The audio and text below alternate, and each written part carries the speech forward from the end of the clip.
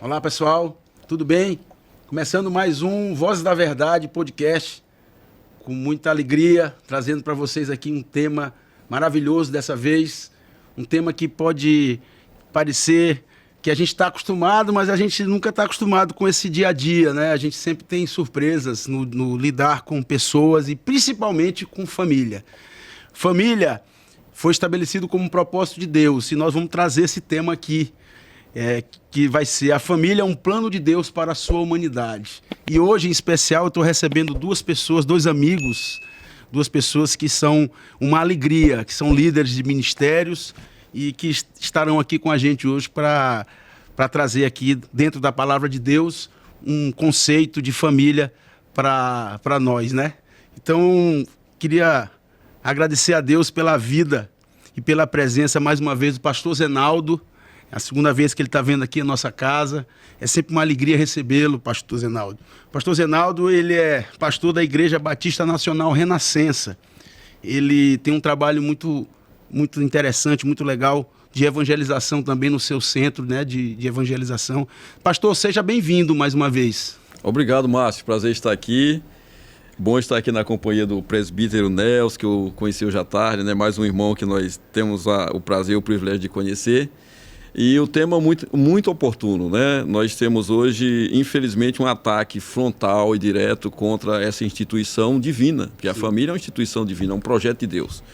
E vale muito a pena nós discutirmos aqui em benefício da nossa audiência e especialmente para glorificar o nome do Senhor, trazendo princípios bíblicos a respeito da família. Amém, amém.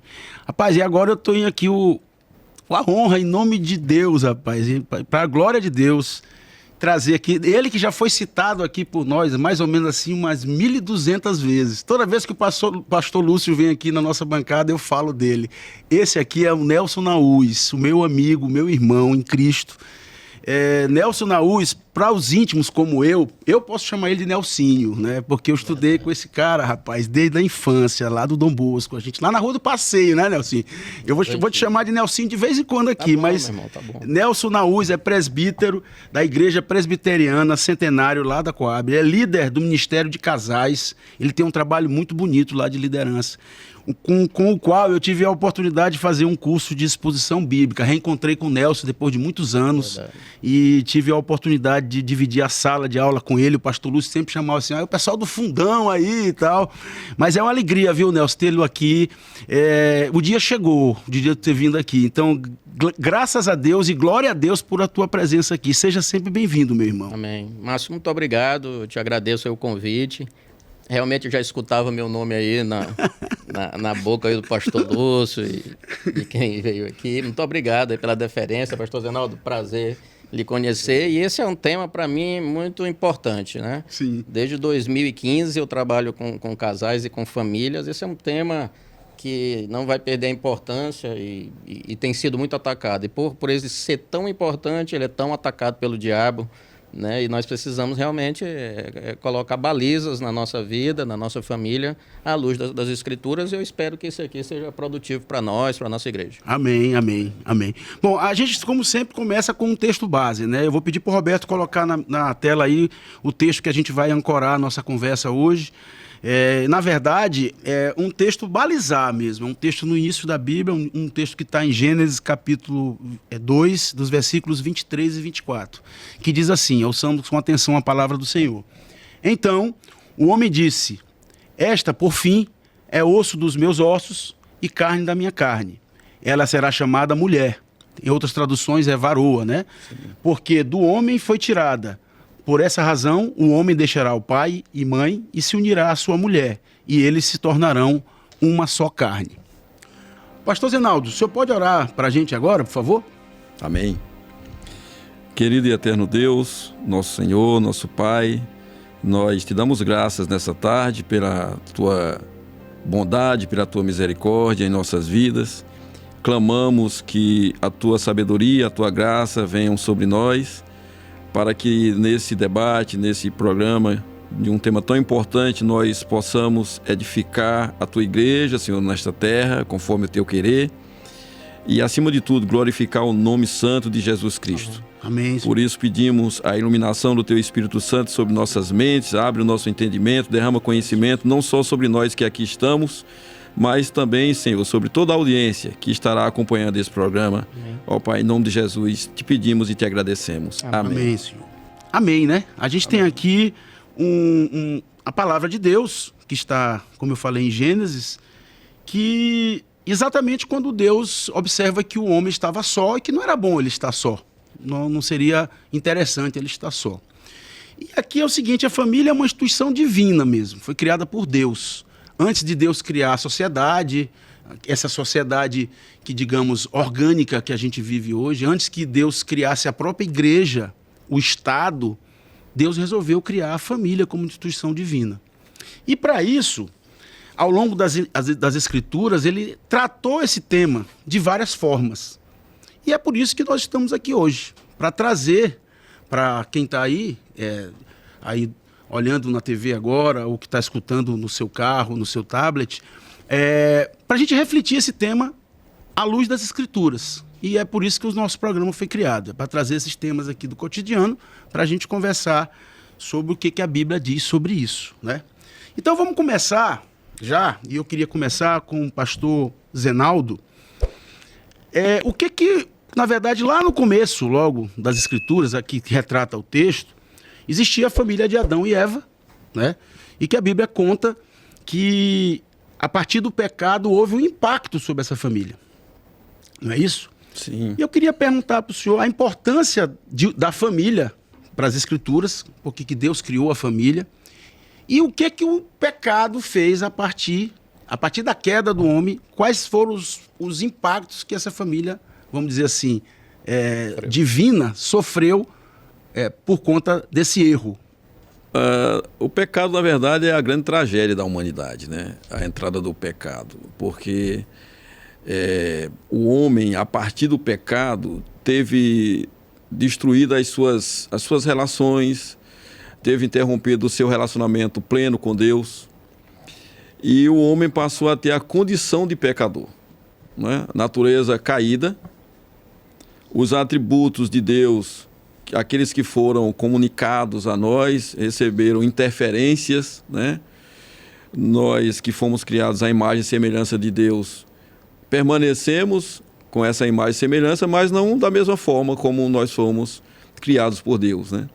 Essa imagem e semelhança, ela foi atingida. E isso acabou passando também para os relacionamentos. O relacionamento inicialmente do primeiro casal, Adão e Eva, a gente já começa a ver ali a reação deles no momento que Deus os chama para, né, cobrar o que tinha ocorrido. E depois nós vamos ver que, logo em seguida, nos filhos, né, o relato do que acontece com Caim se levantando contra o seu irmão Abel. Então isso tudo é resultado, é consequência do pecado. O pecado entrou na vida humana, né, no jardim do Éden ali, entrou de braços dados com a morte, né? Porque assim como o pecado entrou também a morte. E não foi assim que Deus nos criou, né? E a partir de então, a mente corrompida do homem, o coração cheio de peçonha, infelizmente, daí para frente foi só o homem se degradando em todos os sentidos. Nós tivemos, a partir da frutificação do casal, formando-se a geração de Caim. Abel não pôde formar a sua geração. Isso é até um ponto importante, porque quando Deus chama Caim para cobrar sobre o sangue de Abel, o termo que nós encontramos, né, você que é um exegeta, né, gosta do hebraico, ali é dimei ahirá, o sangue do teu irmão. E na verdade não é sangue, porque a palavra no singular é dam, né? A palavra sangue no plural, no singular é dam. O plural seria damim. E ali está dimei porque é um construto, né, que se usa ali no hebraico, é o sangue do teu irmão. E na verdade, ali quando a junção, quando essa expressão está presente, é como se fosse assim, se nós fôssemos traduzir literalmente, seria os sangues do teu irmão, né? E retratando uma continuidade da família. Exatamente. Então, quando Caim se levanta contra o seu irmão Abel, ele não se levanta somente contra ele, mas levanta-se contra toda a geração que poderia vir a partir dele, né? Então, isso é uma coisa muito grave. E depois nós sabemos que vai vir Sete, né? Como um substituto do Abel. E a geração de Sete nós acompanhamos, que é uma geração que tenta se aproximar de Deus, né? Enquanto que a geração de Caim, ela torna-se cada vez mais independente, né? Buscando os seus próprios meios. E a partir de então, o que nós vamos ver é exatamente isso, né? O homem se corrompendo, a família sendo gerada. Nós vamos encontrar depois dos descendentes de Caim, nós vamos encontrar Lameque, que é o primeiro bígamo, né? Cometendo também homicídio. Então, o pecado ali, o pecado original, realmente corrompeu o homem, né? A natureza humana. E as consequências disso que surgiram ali permanecem até os dias de hoje, né? Infelizmente. E o que nos leva de volta para Deus, né? Não é a tentativa nossa, mas sim Deus deu a solução, né? Aquelas gerações que tentavam de alguma forma, nós vamos encontrar depois a Babel e outras coisas mais, mas assim, Deus deu a solução para uma equação que só tem uma solução única. Só um resultado. Que é Cristo, né? O homem só se volta para Deus, só alcança novamente Deus, só encontra o caminho em Cristo. E Cristo é o caminho, né? Para a humanidade voltar a ter uma condição de vida baseada nos princípios, e os princípios ele nos deu através da sua palavra. Então, a família tem pressupostos, tem princípios. A família foi gerada a partir de um homem e de uma mulher, né? Deus deu o privilégio do homem e da mulher se juntarem e frutificarem. Isso é um privilégio. Deus poderia formar a humanidade como formou os anjos. Sim.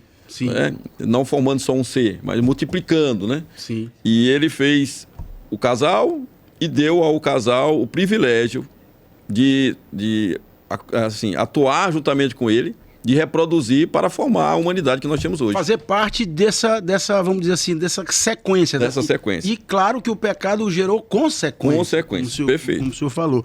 Mas assim, a própria vontade de Deus sobre a criação é que nós formássemos famílias, né? Sim. E isso está desde a origem da criação, é quando Deus criou o homem da própria carne, da própria parte a mulher da própria parte do homem. Sim. Isso quer dizer que uma família, ela faz parte unicarne, né? Sim. Ela é de junção, né? Que é muito difícil hoje a gente manter essa relação com um mundo tão, vamos dizer assim, muito divisor, um mundo que defende a divisão e não a união. E a união, pois é. E Deus, quando ele faz isso, ele deixa muito claro que é a relação homem-mulher. Sim, isso é importante. Para Deus, quando homem e mulher se juntam num relacionamento, num matrimônio, os dois, para Deus, transformam-se numa só carne. Isso é um grande mistério, né? Sim. Que nós, na humanidade, não conseguimos perceber. Assim como é difícil para nós entendermos a Trindade, nós também temos dificuldade de entender esse mistério. E nem valorizamos como deveríamos. Porque homem e mulher, uma vez que se juntam em matrimônio, para Deus, no mundo espiritual, tornam-se os dois uma só carne, né? E o padrão é esse. Homem e mulher, com esse mandato de Deus de frutificar, de se multiplicar na terra. Isso também é um conceito interessante, pastor, só aproveitando, é que o homem, ele... É difícil você trabalhar com dualidades, né? O homem é unilateral, ele pensa sobre si mesmo. Ele é incapaz, por exemplo, de enxergar no seu cônjuge, na sua cônjuge, por exemplo, o próprio corpo dele. Então, essa é um conceito de família que só entende quem recorre às escrituras. Porque se você for recorrer ao humanismo, o humanismo ele é centralizador. O humanismo ele é individualista, né? Ele vê o homem no centro de tudo, e você vê a sua esposa como parte integrante de você mesmo. Talvez seja um mistério que Deus colocou na criação do próprio homem, né? Sim, e você veja que Paulo depois vai trabalhar esse tema quando ele faz a comparação, uma analogia, né, do relacionamento homem-mulher e Cristo e a igreja. Sim. Né? Como Cristo ama a igreja a ponto de se entregar, E ele vai falar que assim o homem também deve amar a sua esposa. Como Cristo amou. Como Cristo ama a igreja. E ninguém se levanta contra o próprio corpo. É verdade. Né? Então, ele está trazendo de volta aquilo que é homem e mulher diante de Deus formam uma só carne. Sim. Então, o homem, o ser humano, na verdade, tem que olhar o casal, né? O homem em relação à mulher e a mulher em relação ao homem como somente um diante de Deus, né? Um para cuidar do outro. Sim, perfeito. Márcio. Nelson, pode falar. Permita também fazer um adendo aqui. O pastor Zenaldo foi bem feliz nas suas palavras, mas existem alguns pontos que eu também quero trazer à baila aqui para a nossa discussão. Sim, nossa claro. lembrança, claro, que acho que é importante para nós. Sobre esse assunto da união, né, isso é uma união realmente um mistério, né, que nós não entendemos, nós vivemos isso na prática, Sim. mas nós não entendemos. Mas o termo que é usado lá para dizer que o homem é unido à sua esposa, à sua mulher, é cimentado. É como se tivesse amalgamado mesmo. E a ilustração que muitos recorrem, né, principalmente em encontro de casais e nessas reuniões, é de duas massinhas, duas massas De modelar. uma vermelha, uma amarela, né? São um homem e uma mulher ali. Sim. Você junta, faz uma outra bolinha e tá tudo certo, tá? E agora tenta tirar e transformar na vermelha e amarela. Não consegue mais. E não consegue mais. Então, é um mistério e é por isso que é tão bonito, porque o Senhor nos une de uma forma e que nós viramos só uma pessoa. E o apóstolo Paulo também, em 1 Coríntios 7, que é um texto maravilhoso, né, sobre a questão sexual do casal, ele vai trazer ali ensinamentos preciosos para nós, dizendo que o meu corpo não é meu, é da minha esposa e o da minha esposa é meu. Né? Que eu não tenho direito sobre o meu corpo, porque nós somos um. Só corpo. Então, agora nós somos, cada um tem... Então, sobre esse assunto da união, é um assunto muito sério. Então, quando nós vemos aí, logo no início da criação, tudo perfeito, um homem perfeito, Adão... O próprio Deus viu que é bom, né? O próprio Deus se posiciona com isso. Aí ele vê, né? O Senhor vê, cria a mulher perfeita, Eva, tudo certo. Então, Gênesis 1 e 2 é lindo. Mas chega a Gênesis 3. Gênesis 3, o pecado invade, como o pastor Zenaldo bem disse, é a maior tragédia, né, que invadiu o ser humano e invadiu a terra, foi o pecado. Mas Gênesis 3,15 traz para nós o que nós entendemos como proto-evangelho. Sim. E ali vai delinear logo de cara uma briga, uma guerra entre duas linhagens.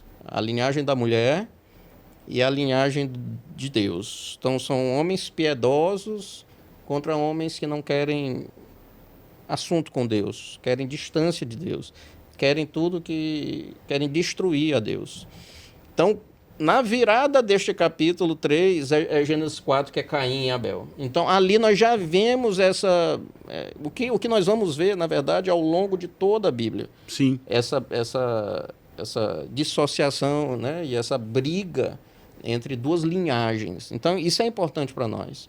Porque, às vezes, nós não entendemos, nós olhamos, percebemos essas passagens aí, essas histórias que são muito importantes para nós contamos para os nossos filhos, né? Sim. Mas às vezes nós não entendemos a sequência disso, né? Por que Caim matou Abel?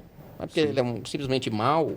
Não, é porque ali Gênesis 3,15 iniciou. Já havia uma separação mesmo ali, digamos assim, para quem entre o bem e o mal, digamos assim. Né? Agora, é importante sobre... Só um minutinho, só não uma briga entre iguais. Sim, claro. Só para também, porque às vezes também, né, tem muitos hoje hereges por aí, Sim. que acham que nós estamos numa briga, que o Senhor está numa briga com o diabo, de iguais, muito pelo contrário. O Senhor sempre será e sempre será soberano. Não existe essa briga. Essa briga aí, lá, claro, que existe a briga da humanidade contra o mal. Sim. Mas que Deus contra, não. Deus é soberano. Deus mas enfim, esse proto-evangelho que você falou, Deus foi tão misericordioso com a humanidade que garantiu a Eva, mesmo pecadora, que tivesse da sua descendência. Como eu sempre falo, brinco lá no curso de teologia, era muito mais fácil Deus pegar e fazer assim, ó, vamos fazer o homem de novo.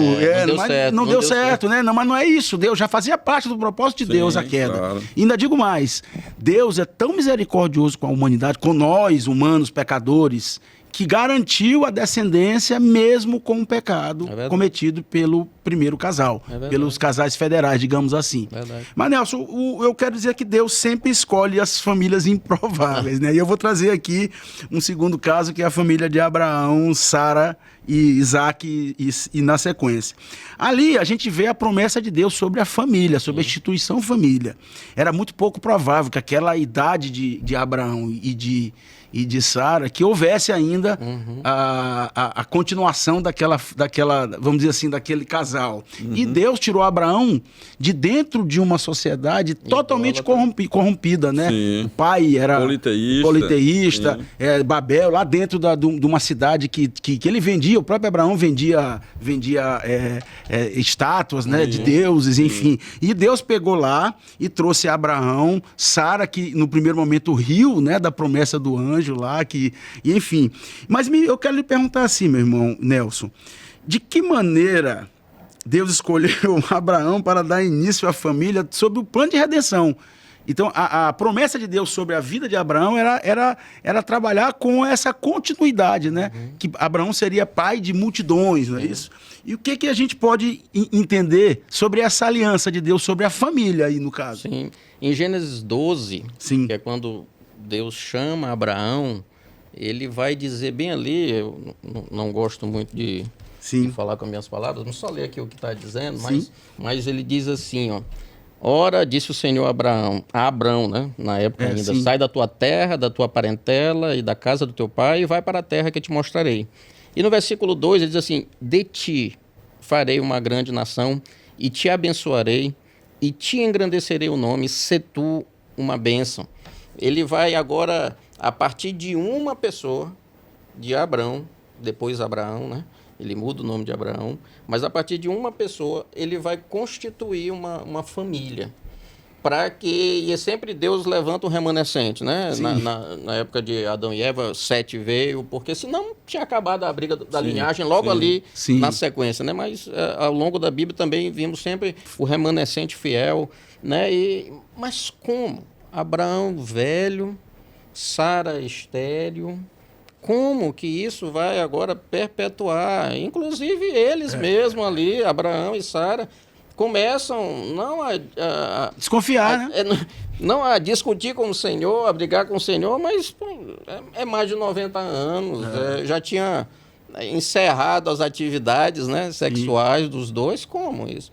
Aí é que entra mesmo realmente o milagre que o Senhor faz na família e ele usa a promessa dele.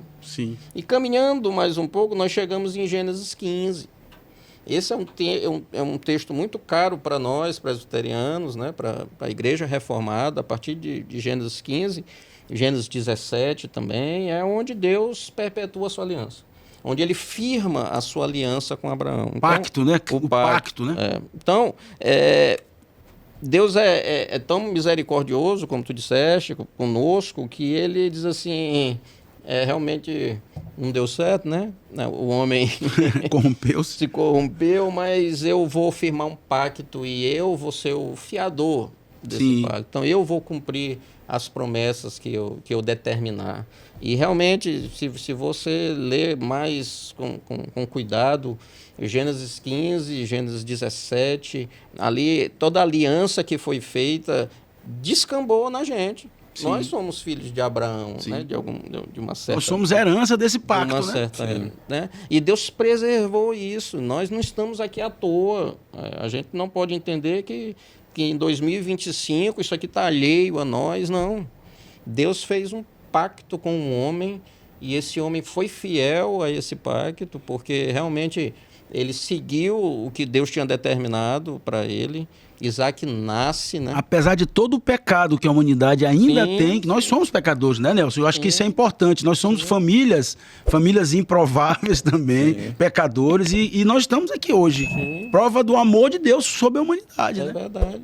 E nesse interregno aí, entre Gênesis 15 e 17, Deus institui a circuncisão, que é a marca do seu povo naquela época. E hoje é o batismo, né? Ela Sim, foi, sim. entre aspas, transformado no batismo. Então, nós não estamos alheios, nós não estamos aqui soltos no universo. Existe um Deus criador conduzindo as famílias, apesar dos pesares. Sim. Apesar das nossas dificuldades, apesar das nossas dificuldades. Quem disser aqui que tem um casamento, né, 100% tranquilo, eu não conheço a pessoa, mas vou dizer que está mentindo, né? Porque verdade. não é possível. Né? Então, apesar de nós, o Senhor usa a família para perpetuar essa aliança que foi feita lá atrás. Sim, né? E isso é muito caro para nós, muito importante para nós, e nós precisamos prezar por isso, nós precisamos alimentar isso, né? Nós vimos a questão de que agora nós estamos cimentados com a nossa esposa e nós precisamos agora conduzir filhos nesse processo, conduzir a nossa família, né? Nos preocupar, e aí eu toco no assunto, pastor Zenaldo, o senhor também vive realidade de igreja no dia a dia. O senhor sabe que nós vivemos uma crise de identidade onde os homens não exercem o seu papel. E nós somos os responsáveis diretos por essa condução dessa família da aliança, dessa família bendita do Senhor, porque nós queremos esses jargões, né? Sim. Você tem a família bendita do Senhor. Pô, legal, né? Temos, né? Sim. Mas isso tem um preço aqui por trás, né? Tem um homem de Deus buscando nas Escrituras como guiar, né? E quando o pecado entra na humanidade, ele não chama Eva. Ele chama Adão. Perfeito. As conversas, né? Sim. Então, a importância de nós homens, o que tem acontecido nas nossas igrejas.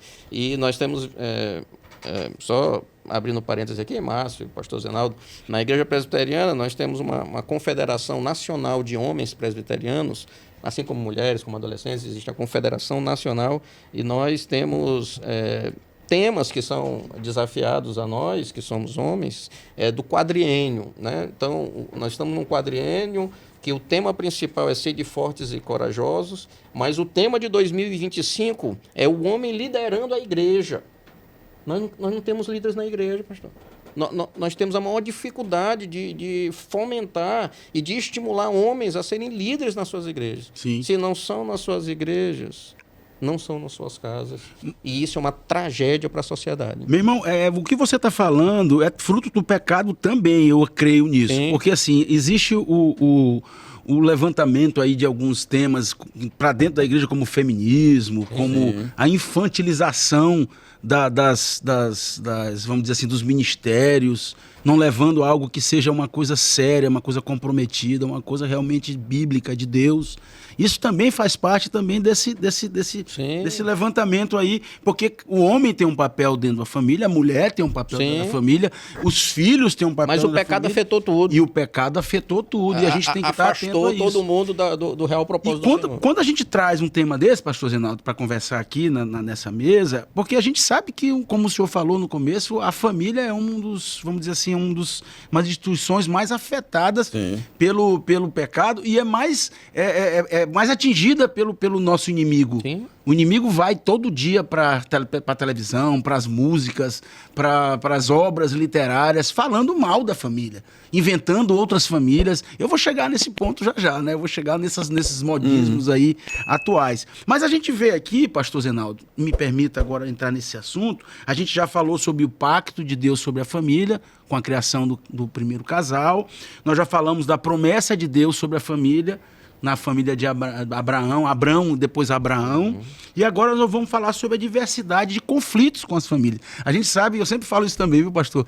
Que família bonita no porta-retrato, né? A gente olha lá no Instagram. Porta-retrato, tô antigo, né? Mas no Instagram, ali na sua capa de celular, aquela família bonita. Mas no dia a dia, a gente sabe que é conflito, né? A gente tem que administrar diferenças etárias, diferenças de visões, tudo a gente entende. Então, assim, eu quero trazer para a gente aqui a família de Jacó e seus filhos, né?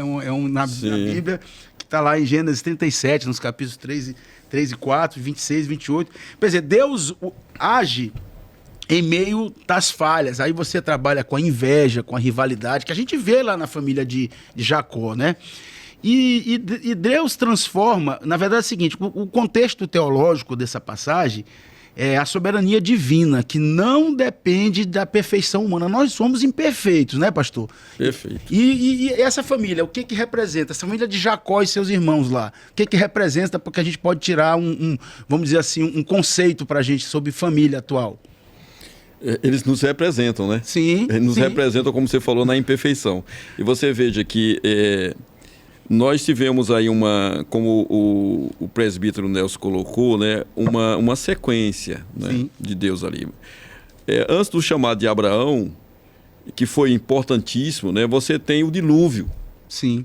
Né? O dilúvio, quando ocorre, nós vamos ver na sequência do dilúvio a família que entra, foi poupada, e quando sai já aparece um problema, porque... né, família de Noé. Exatamente. Um dos filhos tem um comportamento que não é um comportamento esperado, ali de expor a situação do pai, né, que nós conhecemos bem. Ali já se mostra uma família que foi poupada, que Deus olhou e viu toda a degradação já naquela época, a degradação da humanidade. Deus resolveu dar uma parada, dar um baixa naquela situação, encontrou justiça no homem, que é Noé.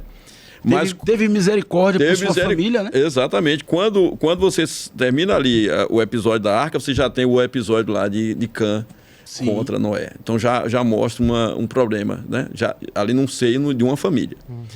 Quando você vai adiante, tem, como o irmão já falou aqui, a questão da soberania de Deus. Abraão e Sara não podiam ter filho. Então mostra que não depende do homem, não é o homem, não é esforço humano, é Deus. E Deus quis mostrar isso didaticamente para nós. Acontece a mesma coisa com Isaac e Rebeca. Aí vem Esaú e Jacó, dois irmãos já lutando no ventre, que é uma família, né? E dessa luta deles, né, surge uma série de consequências. Um irmão vai para um lado, o outro vai para outro. Você tem a preferência do pai para um irmão, que muitas vezes nós assistimos isso na sociedade atual, gerando problemas, né? O pai prefere um, a mãe prefere outro, né? E isso afasta os irmãos e cria uma divisão dentro da própria casa. Depois Jacó, que é o que você perguntou, né, mencionou, com os seus filhos, por toda uma situação que nós não temos tempo de detalhar tudo aqui, mas nós sabemos que Jacó demonstrava também, ele que foi o preferido da mãe, né, ele era o preferido de Rebeca, e agora ele prefere José, né? Por conta de José, vamos dizer assim, o filho da sua velhice, o filho dele, na verdade, com a sua amada Raquel. E essa preferência de Jacó por José vai gerar uma série de problemas, porque os irmãos, né, de José não toleram isso, né? Serem colocados de lado, em detrimento, né? A preferência clara de Jacó por José causa ciúmes, inveja, e vai culminar com a venda de José como escravo. Que, na verdade, a primeira intenção dos irmãos ali era matar José, né? Então, Judá se levanta naquela situação e diz, olha, para que vamos derramar o sangue do nosso irmão? Vamos vendê-lo como escravo. E vendem para uma caravana de ismaelitas e tudo. Ali já era a providência de Deus, né? Providência de Deus. Então, você vê que Deus, a partir de Gênesis 3,15, como o presbítero Nelson falou muito bem aqui, nós iniciamos ali por Deus um plano de redenção da humanidade, que está em marcha, em curso, né? Então, nós temos esse plano de redenção e aí Deus vai mostrando a sua soberania para que esse plano se cumpra, mesmo com toda a rebeldia humana. Então, o homem pode fazer o que quiser, a sociedade, como está hoje, pode se perder como está se perdendo, né, a maioria, mas o plano de Deus vai se cumprir. Independente da vontade humana. Glória a Deus por isso, né? Glória a Deus por isso, exatamente. Então, ali você vê a situação, os irmãos com um plano, Judá se levanta, dá a ideia de vendê-lo, ele vai, por providência de Deus, acabar indo para o Egito, nós conhecemos a história toda, né? Providência de Deus, que ele acaba sendo, vamos dizer assim, o salvador ali, o libertador, um tipo até de Cristo nesse sentido. Claro. Né? Para libertar a sua família. Mas você vê essa situação de Jacó, e mostrando também, né, que você tem narrativas bíblicas aí, né, e o povo às vezes assim, Jacó teve várias esposas, né? Né? Tá vendo? Jacó teve várias esposas. Isso é uma narrativa, isso não quer dizer que seja algo que Deus esteja favorável, que esteja aprovando, né? Primeira coisa que é importante, Porque às vezes o desavisado começa a ver essas histórias bíblicas e diz assim, ó, eu posso repetir Jacó, eu posso chegar até Salomão, né? Com suas 700 mulheres e 300 tenta relativizar o que não é relativo. Exato. Para Deus não existe relativo. Não existe. Não né? existe. É o que está, é o homem para a mulher para o homem. Foi assim que Deus instituiu. E aí você veja, essa situação de Jacó com 4 mulheres, né? Inicialmente ele queria uma. As circunstâncias fez ele acabar ficando com Lia e depois Raquel, e vieram Bila e Zilpa, e a constituição dessa família não foi boa, não é? O resultado não foi bom. Eles se perderam ali. Você tem a história de José, no intervalo da história de José você vai encontrar Judá se afastando certamente com peso, porque o que eles fizeram com o pai, Sim. se nós formos avaliar os anos que Jacó ficou achando que o filho tinha morrido, Sofrimento que eles sofrimento, e eles ali assistindo, rapaz, entendeu? É muita frieza. Tortura, é uma tortura. É muita frieza deles para com o pai. E, assim, dá para você até imaginar que isso deve ter motivado Judá a se afastar, vai ter um relacionamento que não é o adequado, Sim. Enfim, vem os filhos e tudo mais, que nós conhecemos um pouco da história. Então, enfim, a família se desequilibrou. E essa situação tanto da constituição dessa família de Jacó, quanto a preferência dele por José, acabou causando vários problemas na família. E aplicando para nós, né, Sim. precisamos ter muito cuidado com a constituição da nossa família e com a forma em que nós, enquanto casal, tratamos os nossos filhos. Sim. Para que não sejamos nós causadores de diferença, de divisão, né, entre eles, de desamor entre eles. É o que nós podemos também tirar dessa história. E prova também, pastor, me permita, que não existe família perfeita. Não. Nesse mundo onde o pecado, existe uma corrupção natural do homem, não existe uma família perfeita. A família perfeita não demorou muito. Não demorou. Até, era Adão e Eva. Então, resumindo, o que é importante a gente aprender com esse texto aqui é que a gente precisa se tolerar. A Bíblia diz isso. Sim, precisamos ser tolerantes, precisamos ser amáveis, precisamos entender que nós participamos de um corpo, e a família, nesse caso, entre homem e mulher, faz parte do corpo de Cristo. Nós fazemos parte da igreja, as famílias fazem parte da igreja. E não existem famílias perfeitas. O que existe é Deus agindo nas famílias. Usando os imperfeitos. Exatamente, como fez com Abraão, como fez com Jacó, com as famílias a partir de aí. E nós aprendemos com José, quando tivermos oportunidade, devemos perdoar. Sim, o perdão, né, pastor? O perdão é importantíssimo em qualquer parte, no seu familiar muito mais, né? Porque você no ambiente familiar, você está sujeito com maior frequência a ter contendas, a ter problemas, a ter divergência de opinião, Sim. Porque tem problemas de comportamento, porque tem diferenças de perfil. E você está ali no seio, às vezes, da mesma casa e, às vezes, por falta de perdão, Sim. entre os membros da família, acaba gerando uma situação conflituosa, que às vezes passa de geração para geração. Verdade. Então, o perdão é um elemento, um instrumento que Deus nos deu para que nós venhamos usar. Tanto para pedir perdão, reconhecer e pedir perdão, quanto para perdoar. Sim. E José fez isso muito bem. Né? Quando chegou a oportunidade que ele poderia ter dado as costas para os irmãos, mas ele foi e perdoou. Né? A gente vê ali o comportamento de José no primeiro momento, mas ele dá o perdão para os irmãos, né? E eles se alegram, e foi assim, o resgate da família. Sim. Então também devemos aprender com isso, a importância do amor e do perdão no seio familiar. Perfeito. Mas lembrando a todos nós que essa história de Jacó, e realmente acho que isso é uma máxima, né? Que não existem famílias perfeitas, mas eram os 12 patriarcas. Sim. As 12 tribos de Israel. Né? Nós contamos essas histórias para os nossos filhos. Sim. As 12 tribos de Israel. Olha o que eles fizeram. São imperfeitos. Mas Deus usou e daquela linhagem. É o leão da tribo de Judá. Sim. O Senhor veio daquela tribo, de uma daquelas tribos. Então, nós precisamos entender que o Senhor vai nos usar.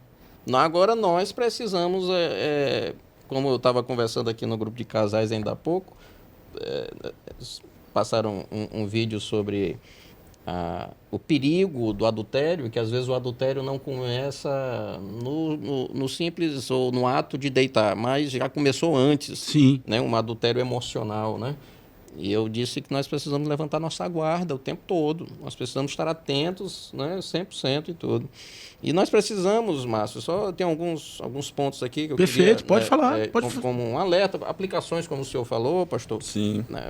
Eu queria só trazer aqui, mas eu acho que nós devemos reconhecer o pecado na estrutura familiar. Sim. Como nós não somos perfeitos, nós fomos afetados, porque existe uma linha teológica que diz que nós não fomos afetados pelo pecado. Que aquele pecado ali morreu com Adão e ficou por lá, mas nós entendemos que o pecado nos afetou. Perfeito. Então, você pode estar na igreja, nós podemos estar na igreja, nós podemos ser os mais piedosos possíveis, mas somos pecadores. E nós precisamos reconhecer isso.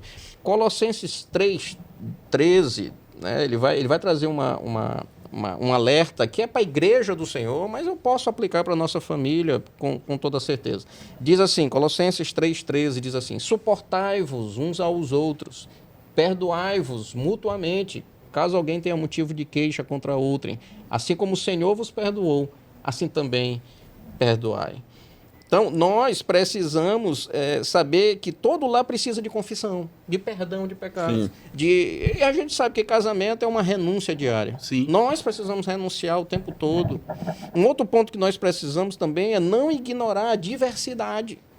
Eu tenho minha irmã conversando comigo, a gente conversando um tempo, ela disse assim, olha, Deus te agraciou de uma forma familiar como poucos. Só contextualizando, pastor, eu tenho um filho especial, de 25 anos, ele não anda, não fala, não enxerga, né? Então ele tem uma lesão cerebral, ele não se comunica assim de forma...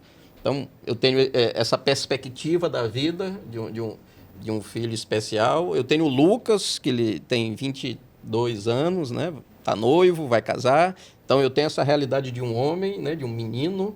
E tenho a Rebeca, de 18 anos também. Então, o pacote foi completo. Que o Senhor, rapaz, eu vou pegar esse baixinho aí... E vou trabalhar ele. Vou trabalhar em todos os aspectos. Então, cada um numa fogueira diferente. Nós não podemos ignorar a diversidade. A maneira como eu trato Lucas, meu filho do meio, não pode ser a maneira como eu trato Rebeca. Sim. Eles não são iguais. Eles foram criados da mesma maneira, mas eles têm... mundos diferentes. Sim, claro. Então, nós não podemos ignorar, mas nós devemos celebrar isso no temor de Deus. Usar os dons que eles têm, que o Senhor os agraciou, para a glória do Senhor. Sim, claro. Para a gente formar, não uma família perfeita, mas uma família harmoniosa, que serve ao Senhor, que vive diante do Senhor. Nós precisamos educar os nossos filhos no temor do Senhor. Sim. O que acontece, Márcio, é assim, o que acontece muito, e o pastor também deve viver isso, às vezes o pai, ele quer muito que o filho se dê bem na igreja, que ele seja um bom cristão. Sim. Mas o pai não é. O pai não vai à igreja, o pai não tem regularidade, o pai não serve. O filho não vai, Márcio. Sim, o filho perfeito. não vai. É engraçado, conversando com o Lucas, né, meu filho do meio... tempo atrás, ele vai casar e lá na presbiteriana é assim, é por faixa etária, né? Então, mas só que lá no centenário o pessoal já sabe, o cara casou, ele pode ter 18, 19, 20, ele casou, ele entra logo para o UPH, que é a União Presbiteriana de Homens. Eu sou presidente da UPH, né? Já vira homem. Então já vira homem, mas ele já manifestou o interesse de participar da UPH, né?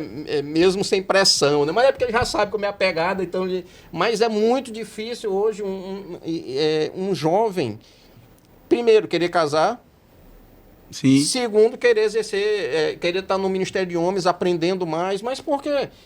É o meu dia a dia. Sim, sim. Ele deve estar vendo isso aí de alguma forma. Eu, com as minhas imperfeições, com tudo que eu tenho de mazela, né, que o Senhor vem trabalhando espelho, ao longo do dele, tempo. Né? É o que ele está observando. Então, nós precisamos educar os nossos filhos nos caminhos do Senhor. Mas como é que a gente educa nos caminhos? É com ele, andando na com prática. ele. É Deuteronômio capítulo 6.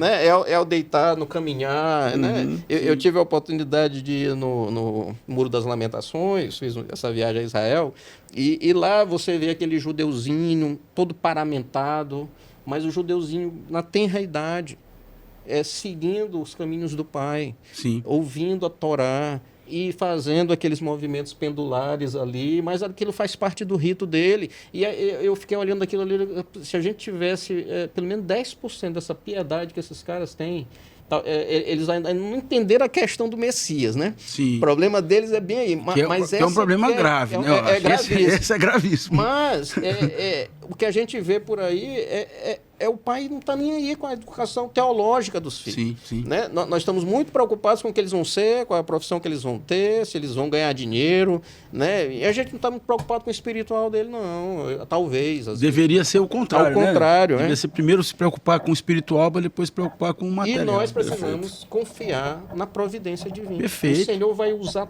tudo, todos os meios. Inclusive a debilidade do meu filho, por exemplo. As dificuldades, né, Léo? O meu filho há 25 anos que ele me ensina a ser uma pessoa melhor, a ser uma pessoa diferente, a olhar com outra perspectiva, mas a limitação dele nunca me impediu de trabalhar. E nem glorificar a Deus, né? De servir na igreja, de trabalhar para o Senhor e de exercer os dons que o Senhor me deu. Então, a providência divina vai fazer. E eu fui alcançado pelo Senhor. Amém. Por esse problema do Nelson Neto. Então, a tua irmã está certa, né? Tu foste agraciado, né? Nessas diversas facetas aí que muitos não têm, né? Mas, Nelson, me permite agora usar esse teu exemplo para falar sobre uma nova família, a família de Elcana e Ana. Sim. Né? Que é, pastor Zenaldo, é o papel da fé diante dessas dificuldades. Né? Eu acho que a gente vai trabalhar num tema que a gente também passa por dificuldades. Vamos dizer assim, numa trajetória de uma família, desde a sua constituição inicial entre um homem e uma mulher, até o fim dos dias, e quem conta os dias é Deus, as famílias passam por altos e baixos. Né?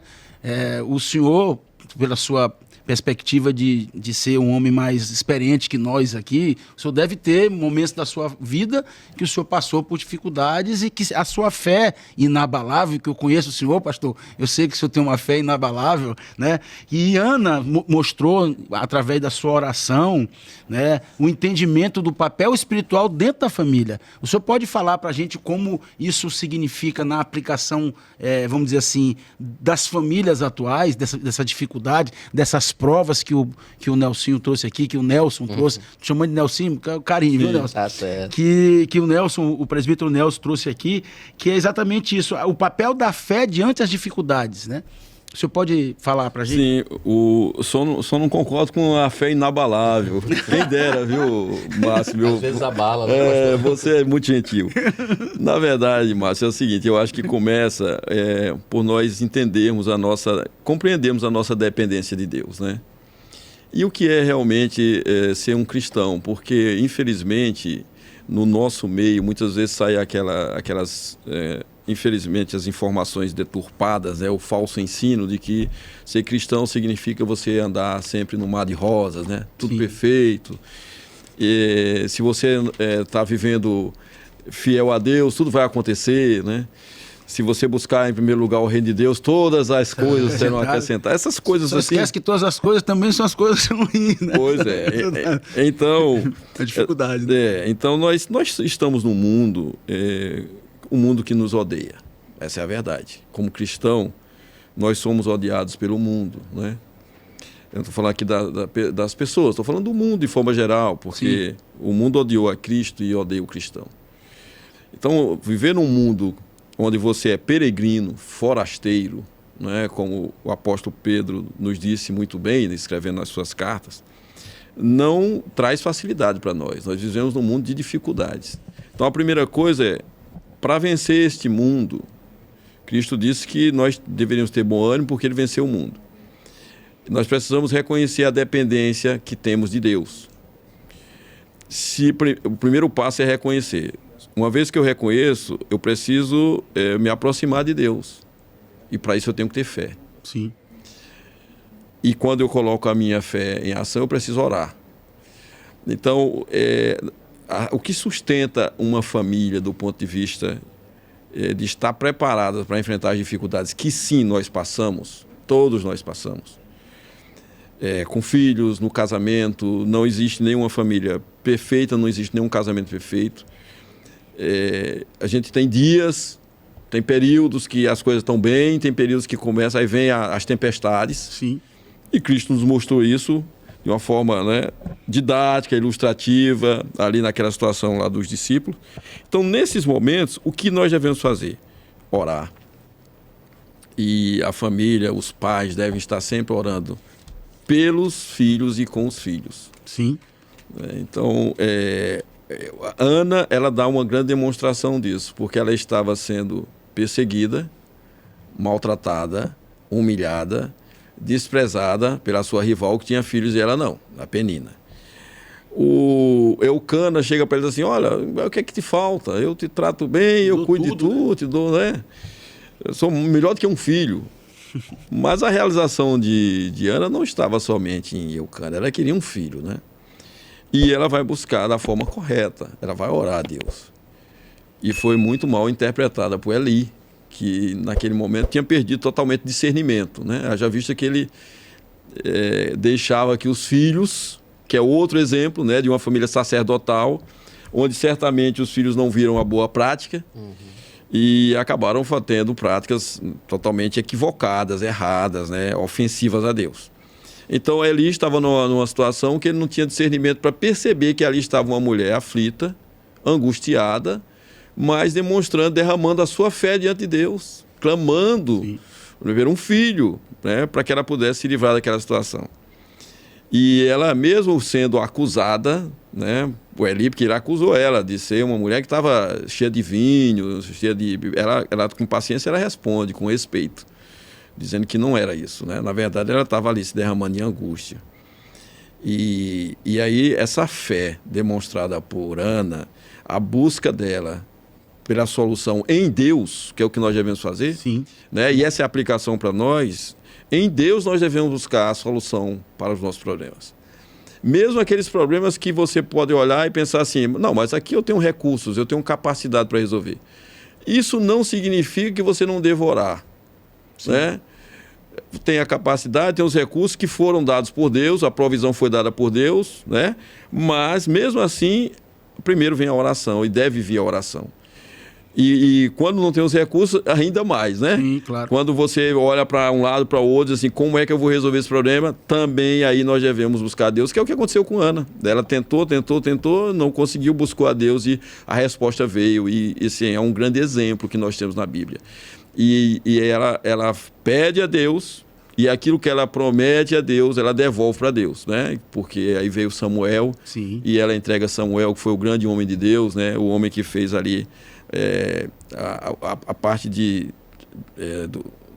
foi o elo de ligação entre o tempo ali dos juízes e a monarquia, né? Inclusive, enfim, a liderança dele... Voltou uma liderança mesmo doutrinária. Doutrinária, porque o povo ali no tempo dos juízes estava sem liderança, cada um fazia o que queria. Samuel trabalhou muito ali, foi um grande líder. E ele vai ser responsável por fazer essa passagem, esse rito de passagem do período dos juízes para uma monarquia, né? Então, e nós sabemos que a importância de Samuel. E Samuel é fruto da oração de Ana, da busca dela por Deus. Então é algo que nós precisamos aprender com essa história dela. Perfeito. E só pegando o gancho, pastor Zenaldo, Juízes capítulo 21, versículo 25, diz assim, naqueles dias não havia rei em Israel. Cada um fazia o que achava mais reto. Samuel nasce nesse período. Perfeito. Onde não tinha liderança nenhuma. Israel estava estéril espiritualmente. Sim. A ideia de Ana, aí eu queria tirar um pouquinho o olhar de Ana, mas eu queria abrir o nosso zoom para a história maior de Israel, a história do povo de Deus, a história do Senhor. Para dizer assim, Deus não estava tratando apenas com Ana na sua esterilidade. Ele estava tratando com o povo de Israel e mostrando para eles o quanto eles estavam estéreis. Sim. E o que Samuel representou, né? Uma nova liderança, quando né? Samuel um Cristo figurativo também, né? Quando Samuel nasce e exerce o seu ministério, Com certeza, aquele povo começou a ligar e disse, a gente estava estéril. Estéreo, agora o caminho é por aqui. Né? E o Senhor usou aquilo para transformar a vida de Israel e transformar a nossa vida. As histórias belíssimas que a gente tem aí sobre Davi, e também as funestas, né? Sim. Não só as bonitas, mas as feias também. Esse é o grande barato da Bíblia, é que a Bíblia não esconde os seus problemas. Nós estamos vendo aqui, nós já viemos desde Gênesis até aqui, é só problema. É só problema. Né? Não tem negócio de família bonitinha, não. Né? Então, mas o Senhor queria tratar mais especificamente com Israel com relação a isso. Sim. E Samuel vem nesse período, nesse contexto. E tem algumas características aqui de Ana que eu queria asseverar aqui para nós, só para a nossa edificação um pouquinho aqui. Me desculpe aí se eu estou passando fica à vontade, tempo, meu irmão. né? Não, aqui o tempo é de Deus, meu irmão. Mas Ana tinha algumas características e uma delas é a oração. Sim. Quantas vezes, Márcio, pastor Zenaldo, eu já orei, já me peguei chorando e orando, clamando ao Senhor por um milagre para o meu filho. Quantas vezes, meus irmãos? Vocês não têm ideia. Ao longo de 25 anos, as dificuldades que nós temos passado, só eu e minha esposa sabemos. As pessoas desconfiam, as pessoas acham que é difícil, mas só eu e minha esposa e o Senhor são testemunhas disso. Só puxa só um pouquinho, sim. Então, quantas vezes? E nós fizemos tantas artimanhas para que Nelson Neto andasse, por exemplo, já facilitaria muito para nós o fato dele andar. Só contando aqui um episódio, e nós, naquele afã que ele andasse, fizemos tudo que vocês possam imaginar. Até a operação nos ligamentos dele, ele é todo talhado aí de cortes. Quase a gente literalmente mata Nelson Neto, né? E chegou uma amada irmã nossa, chamada Edileuza, né? Um abraço, Edileuza, você vai ser comunicada que está aqui no programa do Márcio, né? Você vai ver, mas a Edileuza uma vez me perguntou assim, e aquilo veio como uma bomba no meu coração. Ela disse assim, será que é propósito do Senhor que Nelson Neto ande? Eu não sei nem se ela lembra disso, mas eu lembro como se fosse hoje. E aquilo eu fiquei com raiva, cara. Olha que o baixinho, ele fica com raiva logo rápido, né? Porque o sangue... mais fácil chegar na cabeça, logo, né? Então, eu fiquei com raiva, mas depois eu fui refletir, orar. Uma amiga querida que acompanhou o nosso sofrimento no nascimento de Nelson Neto, uma amiga da família muito querida, né? E ela não ia me atacar, muito pelo contrário, ela me edificou demais. E quantas vezes nós usamos a oração como um segundo plano, o último recurso e não o primeiro? Ana se derramou diante do Senhor, uma coisa que ela queria muito. Eu acho que ela, com certeza, nem sabia que viria Samuel, que viria o profeta Samuel. Eu acho que ela não sabia disso, não. Né? Porque talvez ela tivesse orado de outra forma, né? Mas ela clamou por algo que ela precisava. E o Senhor abençoou não só a Ana, mas abençoou toda a nação de Israel, todo o povo de Deus, né? Então, nós realmente devemos aprender com Ana. Uma das características dela é a oração. Nós precisamos usar desse expediente que para nós reformados é um meio de graça. A oração é um meio de graça. É a maneira como o Senhor, uma das várias maneiras que o Senhor usa para estabelecer e derramar a sua graça no meio do seu povo, é sobre a oração. Os cultos de oração das nossas igrejas são terríveis, pastor. Né? Vazios, né? Domingo à noite é legal, mas no nosso caso é terça-feira. Mas ainda bem que nós temos um bom número, né? Várias pessoas voltaram ao culto de oração. Nós nos reunimos ali por segmentos, né? Os homens oram juntos, as mulheres separados, né? Naquele momento ali temos um devocional inicial, mas isso tem nas terças-feiras, né? As terças-feiras. Eu estava tendo um curso... que é a de escatologia, né? Eu estava participando lá do curso. A primeira etapa daquele curso é a oração da igreja, e a gente tem sentido assim, como o Senhor tem operado. Vai fazer o que a gente quer?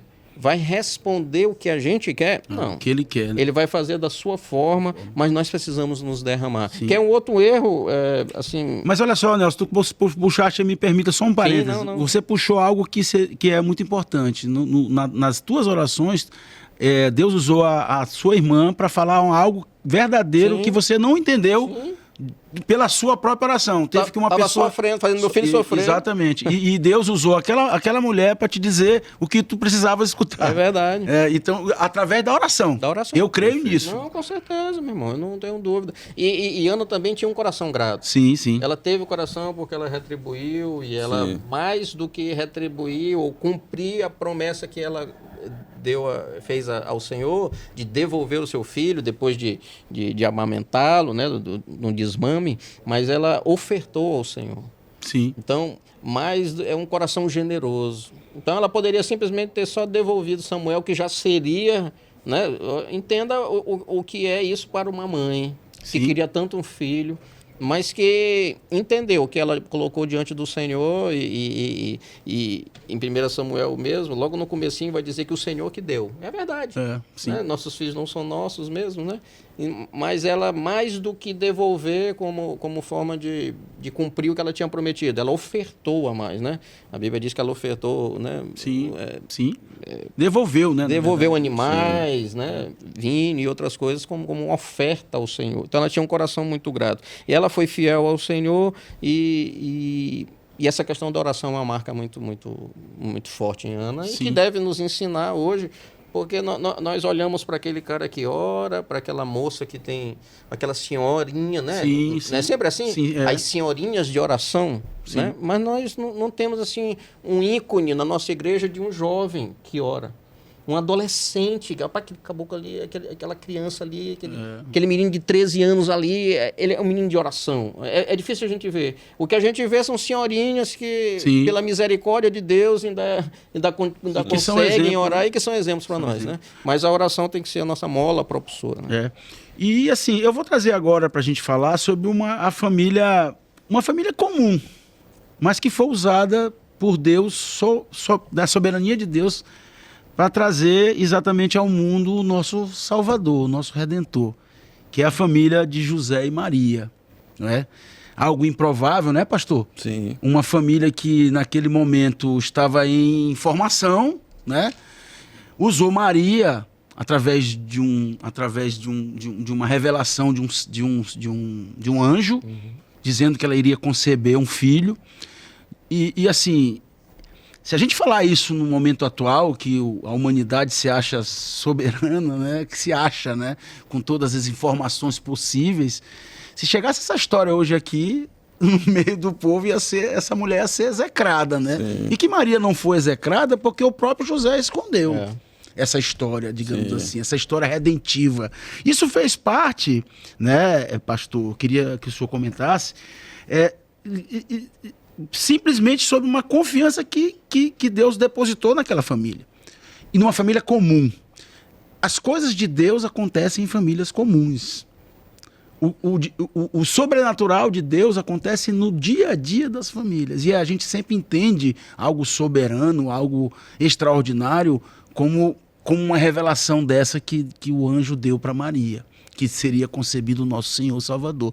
Mas o próprio fato de nós acordarmos todo dia de manhã, de nós respirarmos, de nós termos as nossas identidades, digamos assim, é uma coisa sobrenatural que Deus, é um milagre, né, todos os dias. E isso é que eu queria que a gente trouxesse. Uma família comum, na verdade, cumprindo o plano sobrenatural de Deus. Eu queria que o senhor falasse sobre isso, pastor. Perfeito, Márcio. Nós observamos algumas coisas nessa família, né? Para o padrão do mundo, até o padrão judaico, é realmente uma família comum, né? Os judeus esperavam que o Messias, né? Que eles não tinham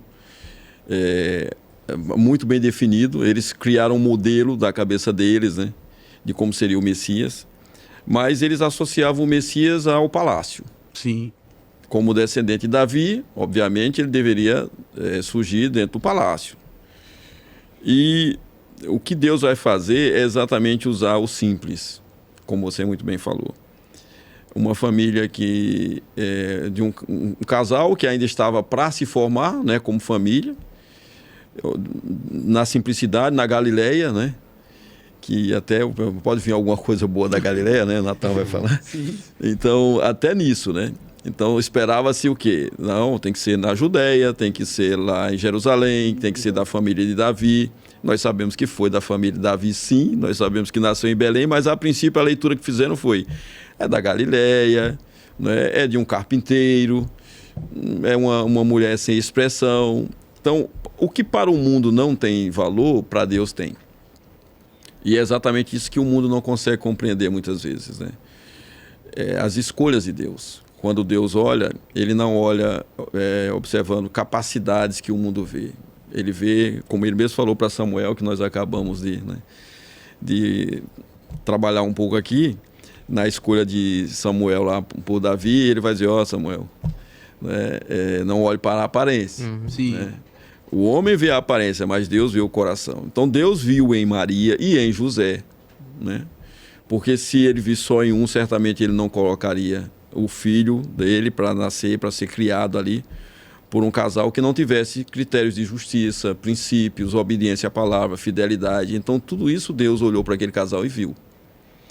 E usou aquele casal para que ele pudesse colocar o seu plano redentor, mais uma vez, no seu ponto máximo, né? Sim. Que foi ele tomar a forma humana, né? Vir para o ventre de uma virgem, Sim. nascer de uma virgem para, né, enfim, trazer a salvação para a humanidade, né?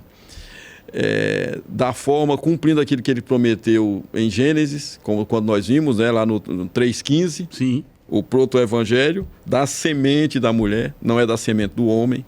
Então o homem não tem participação. Perfeito. Né? No nascimento, é o nascimento virginal, né? De Cristo. E aí realmente essa família vai se mostrar uma família obediente. E até depois, apesar de nós não termos muitas informações a respeito de como foi a criação, mas nós vamos ver Cristo na sua demonstração de que ele conhecia a lei, que ele foi educado conforme a lei, que ele participava das cerimônias, das celebrações. Nós temos o episódio que Lucas narra, né, ele na festa da Páscoa. Sim. E ali o judeu, como o Nelson falou, né, o judeu ele sempre foi muito voltado a essa questão da boa educação, especialmente na Torá. É o Bar Mitzvah, que é uma cerimônia belíssima, né? Quando você assim, assistir nas ruas de Jerusalém, você pode ver, quem já pôde ir lá, ver isso com frequência, mas não é só lá, você pode assistir pela internet. Sim. E tal. E essa é uma cerimônia que ela ocorre por conta de um processo que está sendo ali concluído com celebração, um processo em que os pais ensinam os filhos desde cedo a entender, a estudar a Torá, a entender os preceitos básicos da Torá e estarem aptos a responder questões de mestres a respeito da Torá. E ali, quando acontece aquela celebração, Bar Mitzvah é filho do mandamento, né? Bar é filho em aramaico, não é em hebraico é Ben.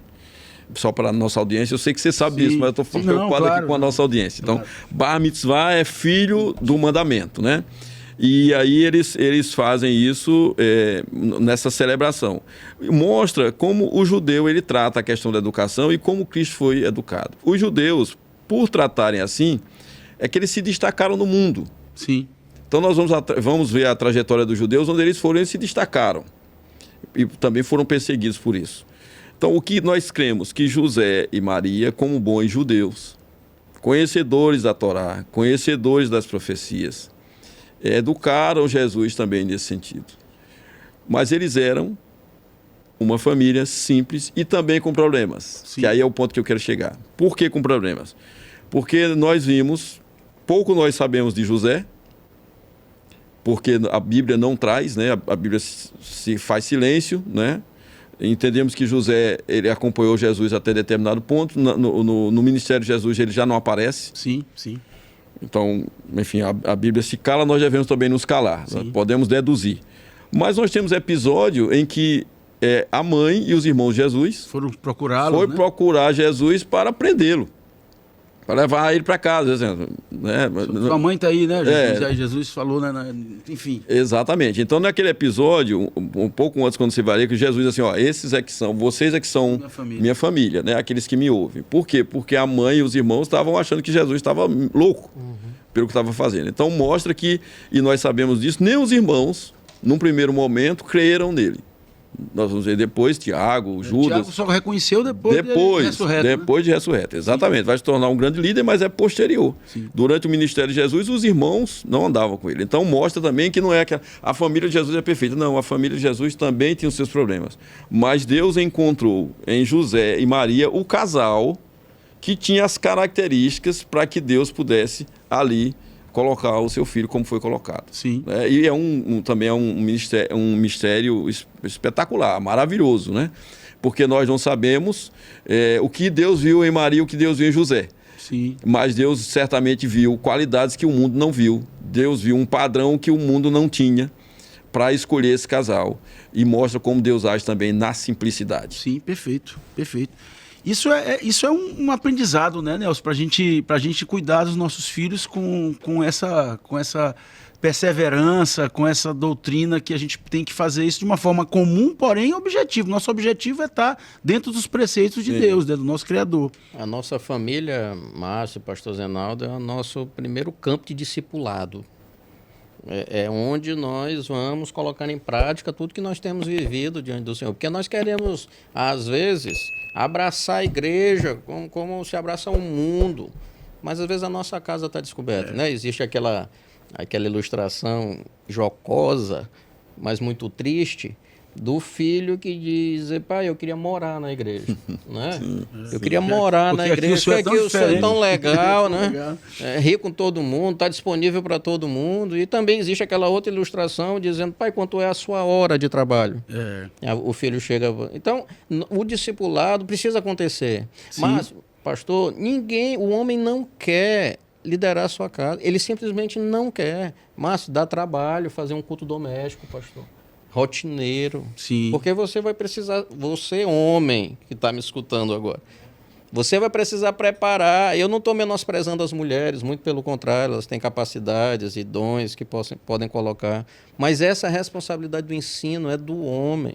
Nelson, me permite, porque o próximo assunto, não quero te cortar, não, eu quero entrar nesse mérito, porque assim, a família de Cornélio, eu quero trazer o caso aqui do personagem Cornélio, que a sua conversão salvou toda a família dele. E aí é exatamente isso que você está falando aí, meu irmão.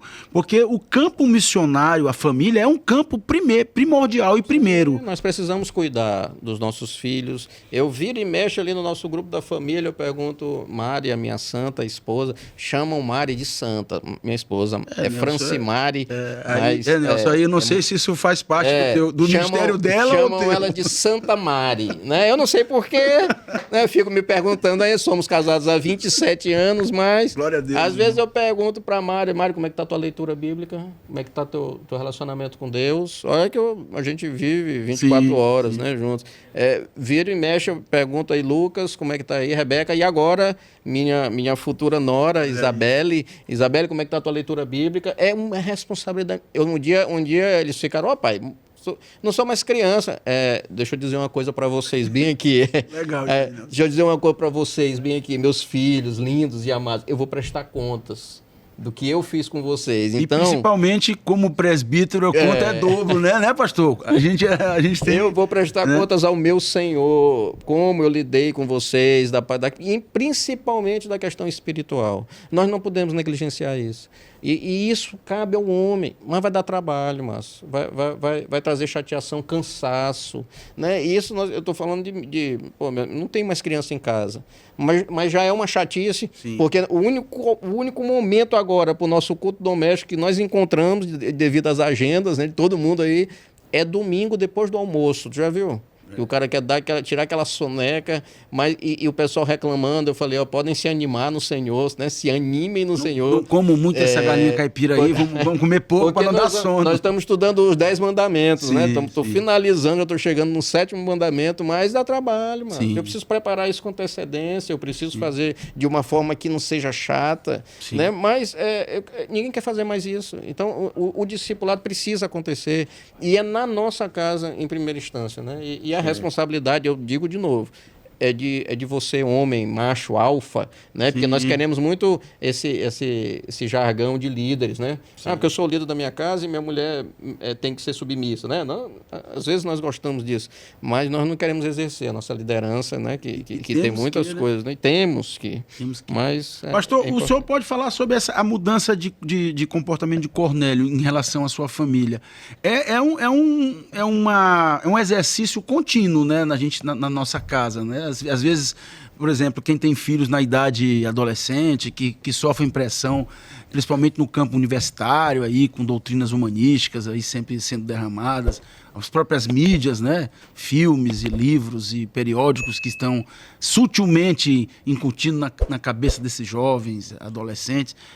A importância de você liderar esse campo missional na sua própria casa, na sua própria família é importante, né? Não só como pastor, mas como um cristão, né? Sim. Mas, se você me permite, eu quero até trazer... No final de semana, agora, nesse passado, no domingo, eu fui pregar na igreja lá do Vicente Fialho, do pastor Jave. Sim. E foi sobre família. E a pregação que Deus me entregou foi sobre aquele episódio em que Davi, ele está morando lá com os filisteus, depois de fugir das tentativas de Saul de acabar com a vida dele, eles vai morar em cavernas, para um lado, para outro. Chega um determinado momento que ele fala, eu tenho que sair daqui, porque senão uma hora ele vai me alcançar e vai me matar. Então ele vai com seus homens, né, o seu exército ali, morar lá junto com os filisteus, lá em Gate, com o rei Aquis. E lá, chegando com o rei Aquis, ele pede uma cidade para morar, que ele não queria ficar no palácio. Ele estava muito clara a estratégia dele. Ele vai morar numa cidade chamada Ziclag. E o que importa para nossa conversa aqui? Chega um episódio da vida dele em que os filisteus se juntam, as 5 cidades, para fazer um ataque lá a Israel, que nessa época ainda era liderada por Saul. E Davi vai junto. Nessa ida de Davi junto com os filisteus, que acaba ele não indo, porque pela soberania de Deus, Deus faz ele voltar, porque os filisteus, os outros príncipes não se agradam da presença dele. Esse é um episódio que vale muito a pena, né, a audiência ler na Bíblia. O que acontece? Quando ele volta para Ziclag, as esposas, ele tinha 2 nessa época, as esposas dele, dos outros soldados, e os filhos tinham sido levados pelos amalequitas. A cidade tinha sido incendiada, destruída, e levaram todas as suas famílias. É um desespero, queriam até apedrejá-lo, né? E Davi se anima, a palavra de Deus diz assim, Davi se animou no Senhor, buscou ânimo no Senhor, e Deus responde, ele vai e consegue resgatar tudo de volta. O que eu quero trazer com esse episódio? É porque, enquanto Davi estava batalhando ou se preparando para uma batalha, o inimigo estava de olho na sua casa, na sua família. E foi exatamente ali o ataque, no meio da família.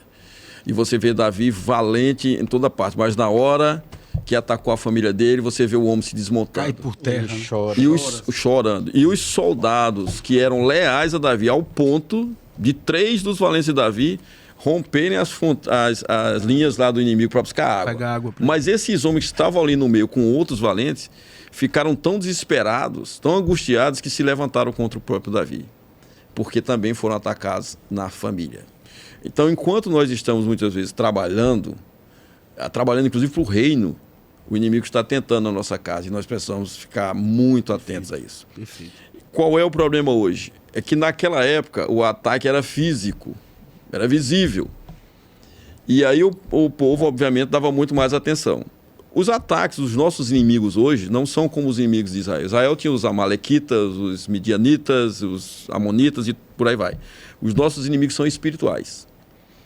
E adentram muitas vezes as nossas casas através das redes sociais, das más influências, né?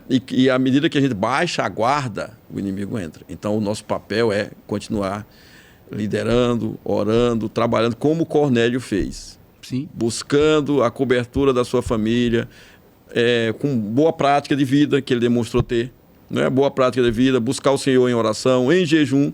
Lhe faltava o principal, né? Isso também é um grande exemplo, né?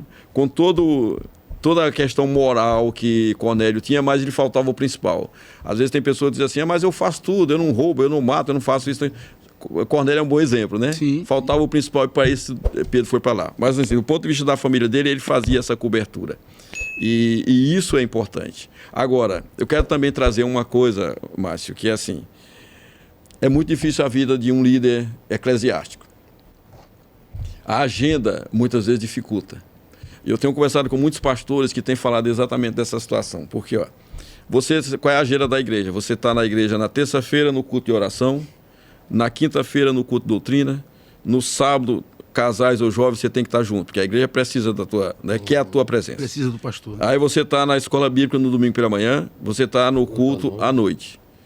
Você precisa, como pastor, estar trabalhando suas mensagens para que você entregue realmente um alimento robusto. Sim. Não é para a igreja, que isso é a responsabilidade do pastor. Não fazer algo superficial, mas entregar realmente o alimento que é a palavra de Deus. Precisa ter tempo de oração.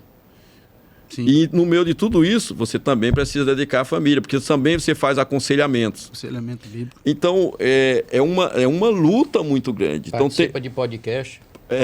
Pois é. Glória a Deus. Glória a Deus. Glória a Deus. Então, não é fácil. Né? A gente estava conversando outro dia sobre isso, alguns pastores, né?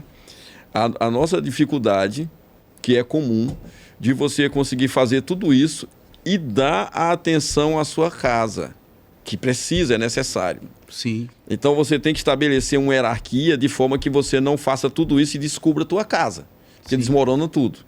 Mas não é uma coisa simples, não é uma equação simples de resolver.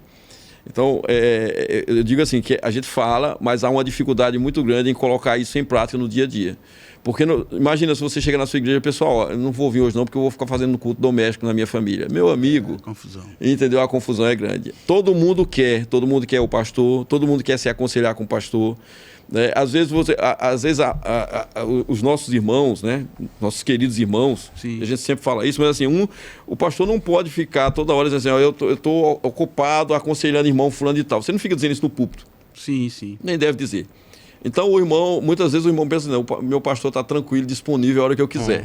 Né? Então, eu vou ligar para ele e ele tem que estar disponível para mim, porque o pastor está lá para isso mesmo. Para isso mesmo, o pastor está lá para isso.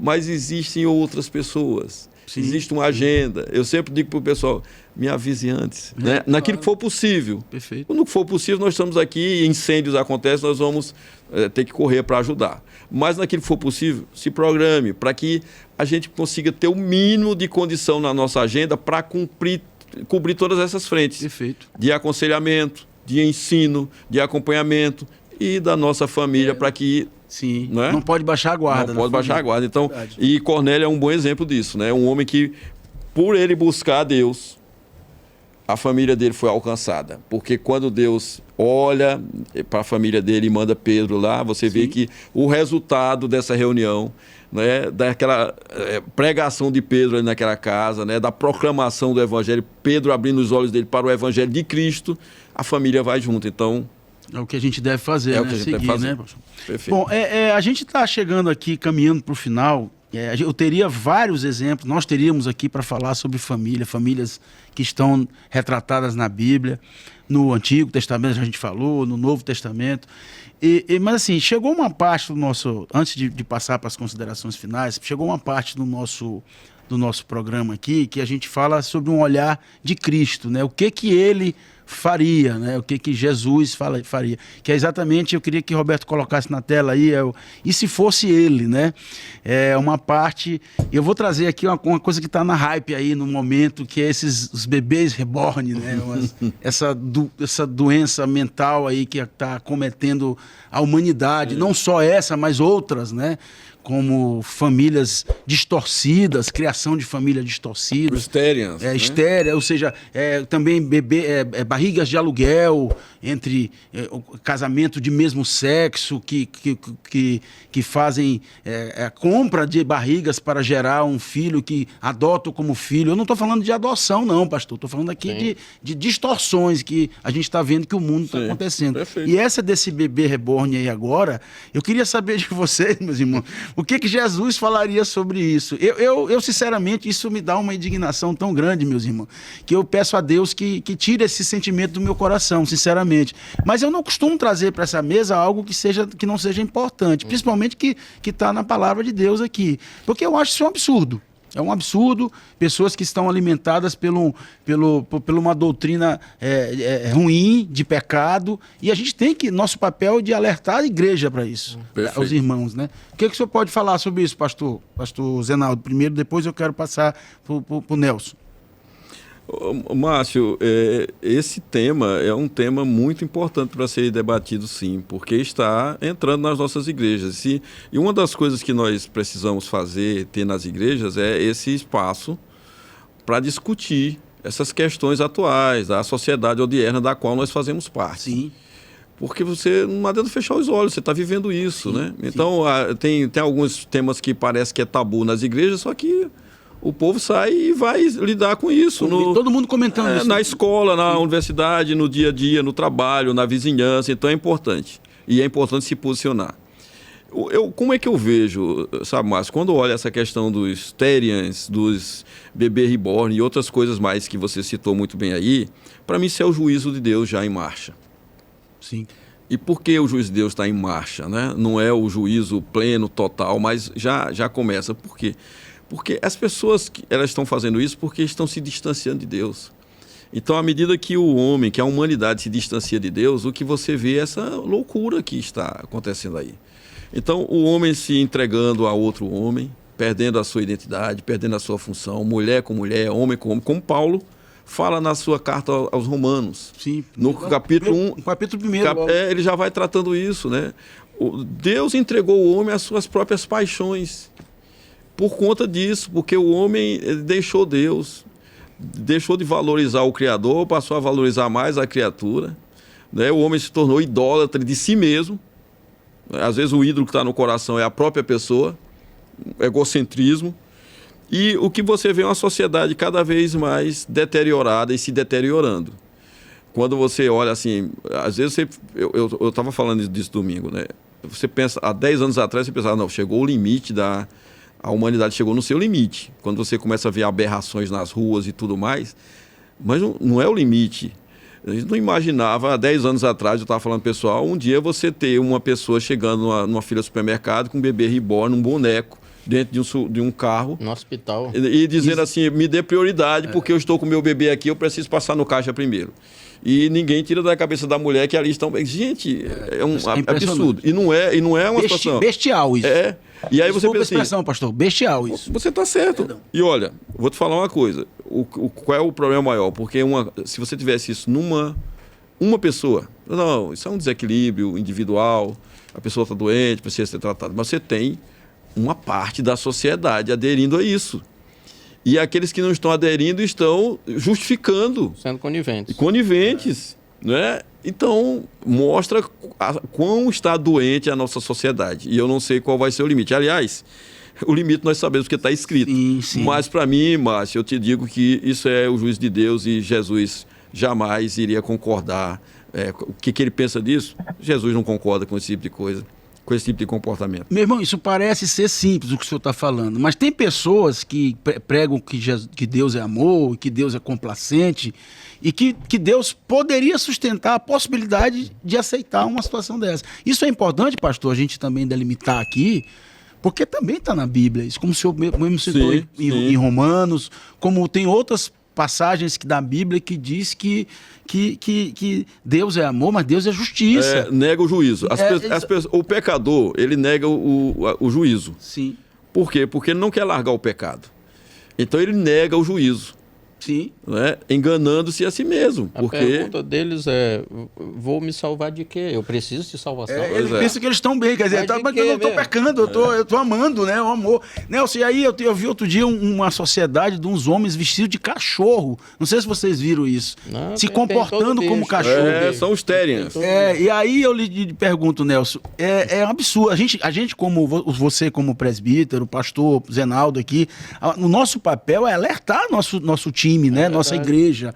Porque isso vai entrando como uma brincadeira. E esse negócio de bebê reborn não é de hoje, não. Já acontece há muito tempo que já acontece essas imitações de criança e tal. Mas agora a doença entrou na sociedade. Sim. É a mulher que chegou no hospital e exigiu um atendimento do médico. Com plano de saúde. Plano de saúde. O bebê reborn tem plano de saúde.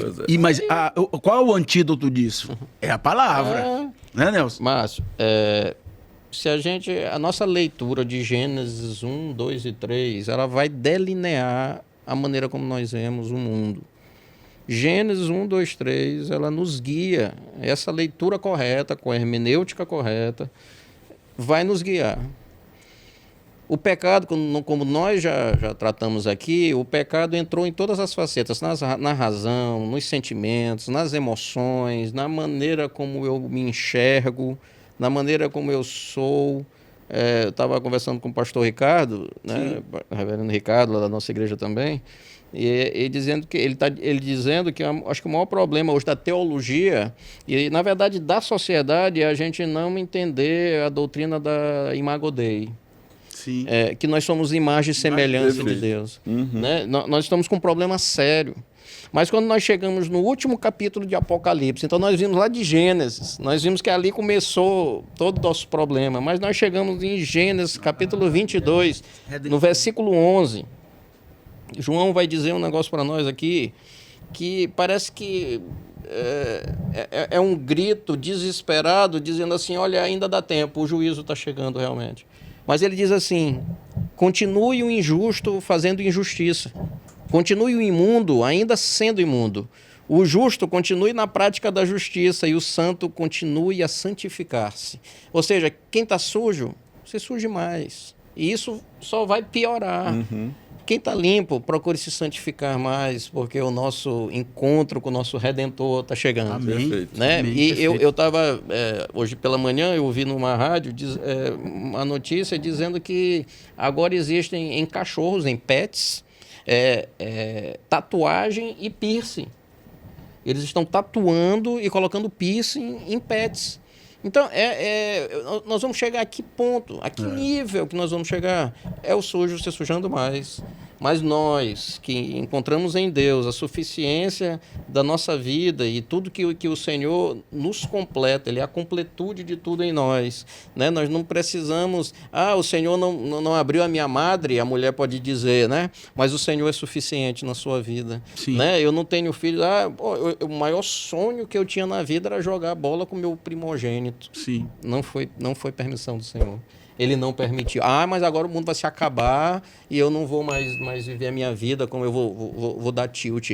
Então nós precisamos nos santificar mais. Sim. Né? E viver aos pés do Senhor mais e mais, aguardando aquele dia, onde não haverá mais choro nem ranger de dentes. Amém, meu irmão, amém. Que reconheçamos o nosso Supremo Deus em todas as circunstâncias, né, meu irmão? Bom, eu queria, antes de passar para vocês as considerações finais de cada um, eu vou pedir para que o pastor Zenaldo comece as considerações finais, não, eu sempre falo, não finais, né, pastor, porque o senhor vai voltar aqui. Eu queria agradecer por o senhor estar aqui, as suas agendas aí muito aperreadas, eu sei disso, eu sei que os pastores são muito ocupados.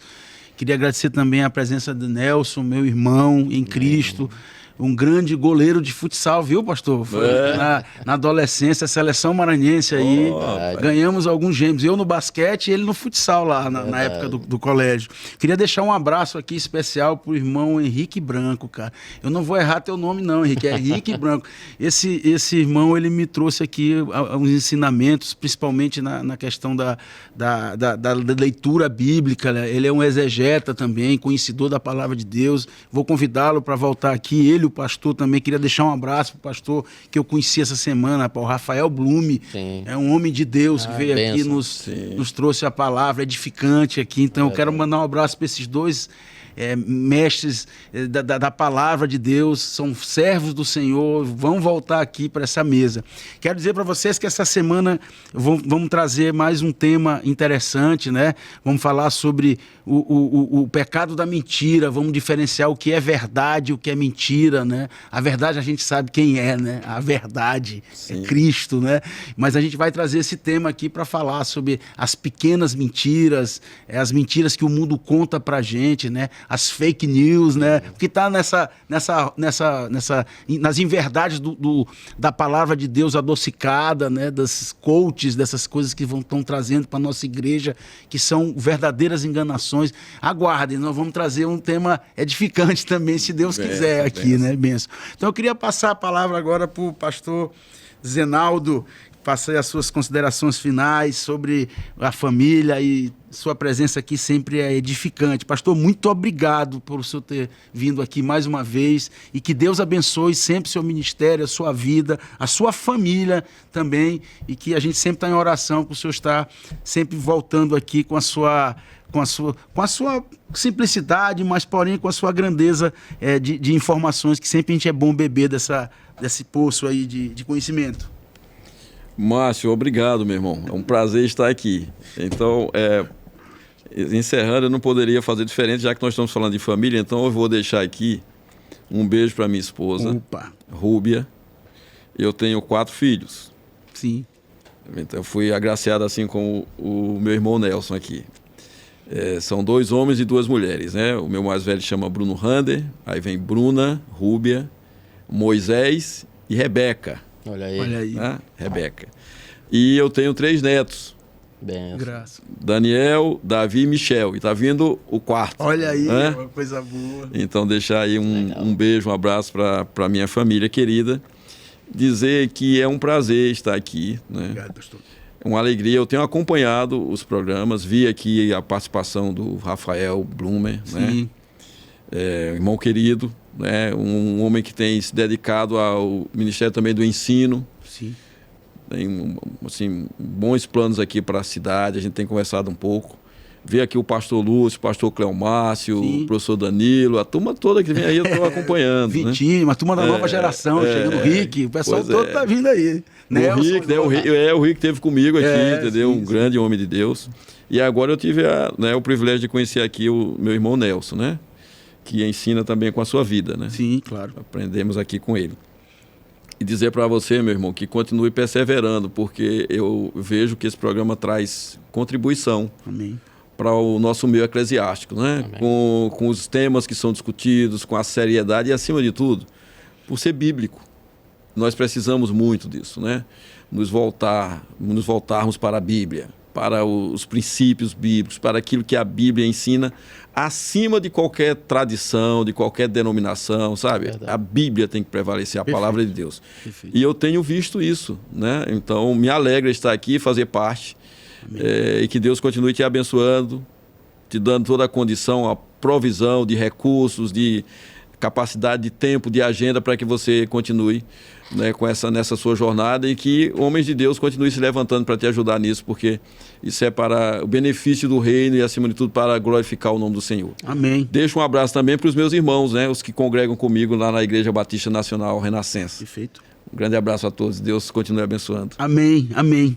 Esse é o intuito mesmo do programa, pastor. É Cristo no meio. Amém. Depois, a consequência é Ele que provê.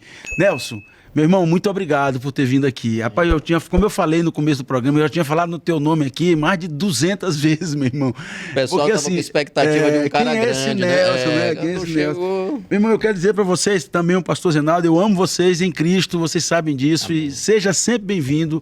É uma alegria muito grande poder ter te reencontrado naquele banco de escola. Verdade. E você falou para mim uma coisa que eu fiquei assim, me guardei no meu coração. Você disse, eu tenho um chamado ministerial e Deus está provendo vendo isso e está provando na tua vida o quanto tu vai ser importante para o reino de Deus, para pregar não só a sua palavra, mas está defendendo os preceitos de Deus, porque eu acho que isso é importante, né, pastor? Sim. A gente colocar a semente e o Espírito Santo faz, o prover do Espírito Santo é que faz o continuar dessa trajetória. Seja bem-vindo, meu irmão. Márcio, muito obrigado. Eu me sinto honrado de estar aqui.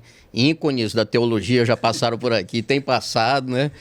Meu pastor Lúcio, ele sabe da admiração que eu tenho por ele, né? E de tudo que ele tem me ensinado ao longo desses anos, mas eu me sinto honrado, porque realmente a família é a base de tudo. E realmente a minha família não é perfeita, está longe disso, mas eu sinto uma paz quando eu chego em casa, eu tenho vontade de estar em casa, então eu quero agradecer mesmo aqui. Então isso é um assunto muito importante na minha vida. Eu quero agradecer à Igreja Presbiteriana do Centenário, da qual eu sou presbítero e sirvo ali com meus dons, com aquilo que o Senhor tem me dado. Também o conselho da nossa igreja, os presbíteros, o presbítero Romilton, Aristoneide, o presbítero Edilson, o pastor Ricardo, o pastor Lúcio, né, e comigo formam o conselho da igreja.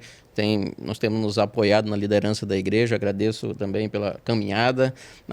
Aos casais da nossa igreja que são bombardeados aí com as nossas programações, mas isso... quando nós saímos de cada programação ali, saímos edificados e fortalecidos e temos essa pegada mesmo de estar juntos, né? Também nos discipulados com os casais. Eu quero agradecer a minha santa esposa, né? São 27 anos de casado, mas 28 anos juntos, né? Nós estamos juntos desde 1997. A minha santa tem me ajudado tanto ministerialmente, mas principalmente dividindo a minha casa, o meu lar, meus sonhos, minhas agruras, minhas dificuldades. Aguentando, né? Também, né, Nelson? Aguentando, né? A Santa Mari. Né? Como diz a Bíblia. Mas que o Senhor fortaleça a tua caminhada, Mari, tu sabe o quanto eu te amo. Meus filhos, né? Nelson Neto, que não pode nos escutar agora, mas o Lucas, a Rebeca e a Isabela, a minha filha mais nova, que é a minha nora, né? Futura nora. Que o Senhor abençoe e guarde. E essa madrugada estava orando por eles, para que o Senhor guarde, que nem Jó, né? Para o Senhor guarda aí, livra eles do mal aí, qualquer besteira que eles fizerem, que o Senhor releve, mas que o Senhor guarde o coração deles. Mas eu queria deixar só uma mensagem para as famílias, para nós, né? Mas Salmo 127, Salmo 128 é a base das nossas famílias, e o Salmo 127 vai começar dizendo: se o Senhor não edificar a casa. Então, tudo que nós fizermos, tudo que nós sentirmos, tudo que nós nos capacitarmos para fazer, de nada vai valer a pena, ou vai tudo ser em vão, se o Senhor não edificar a nossa casa. Amém. Então eu quero conclamar a você que está me escutando, a nós que estamos aqui já na caminhada, pastor, com suas dificuldades, né, lutas que eu também tenho, né, porque quando nós estamos à frente de qualquer trabalho, parece que nós somos intocáveis e não temos problemas, mas muito pelo contrário. Mas eu quero conclamar você a confiar no Senhor da Bíblia, no Senhor da Palavra. Nós vimos aqui ao longo desde Gênesis até Apocalipse, o quanto ele governa, o quanto ele sustenta a humanidade, e isso não é à toa. E o tempo está chegando do nosso encontro com o nosso Redentor, e nesse dia não haverá mais choro nem ranger de dentes, é o dia da nossa alegria completa. Márcio, muito obrigado mais uma vez. Amém. Eu estou à disposição para qualquer contribuição que você queira também. Amém, meu irmão. Você pode orar por nós, meu irmão? Amém. Por favor. Senhor, nós te somos gratos porque na tua palavra nós encontramos refúgio. Amém. No meio de um mundo tão longe de ti, Senhor. Nós recorremos às Escrituras Sagradas para entender o que o Senhor tem para nós, e principalmente nesse campo da família. Que o Senhor use, Senhor, tudo para a tua glória. Use os nossos casamentos, nossos relacionamentos, com as suas dificuldades, com as suas lutas, Senhor. Mas usa tudo para a tua glória, porque como nós sabemos, nós não estamos à toa nessa família. O Senhor promoveu que estivéssemos nessa família. Então, que o contentamento entre no nosso coração, que possamos estar satisfeitos na família que estivermos, Senhor, mas edificando-nos uns aos outros, Senhor. Que o Senhor nos ajude nessa caminhada, nos proteja, Senhor, desses males que ainda virão. Tantos outros que nós nem sonhamos, vão vir aí, Senhor, de tantas dificuldades assolando o meio da família, mas o Senhor tem preservado e uma certeza que temos é que a família não acabará, porque é um projeto do Senhor. Nós confiamos nessa Tua palavra e desde Gênesis, Senhor, até Apocalipse, vimos o quanto o Senhor governa o universo na sala de controle desse mundo tão caótico, Senhor, que nós estamos, mas na certeza que nada foge ao Teu controle. Cuida de nós. Muito obrigado, Senhor, por esse programa, pela vida do Márcio. Amém, e que esse programa continue sendo, Senhor, um oásis nesse mundo tão deserto de Deus, Senhor. Mas que o Senhor use tudo para a Tua glória. Abençoa a nossa vida, a nossa casa para a Tua glória. Essa é a nossa oração em nome de Jesus. Amém, Senhor. Amém. Graças a Deus. Meus irmãos, só para terminar, eu vou deixar aqui um breve comentário que a gente tratou aqui, né? Você que está aí, que tem a sua família imperfeita, como tantas famílias que nós tratamos aqui. Não dê espaço ao inimigo. A nossa guerra não é contra pessoas. O nosso dia a dia, nós não estamos lutando contra irmãos, contra pai, contra mãe. Nós estamos brigando com inimigos maiores, mas que sobre o olhar de Deus sobre as famílias fazem com que a gente possa passar por qualquer problema que seja. Ore, jejue, confie no Senhor Deus. Jesus Cristo, Ele ama você e ama a sua família. Amém. E nós também amamos vocês. Amém. Que Deus abençoe a todos e até o próximo programa. Fiquem com Deus.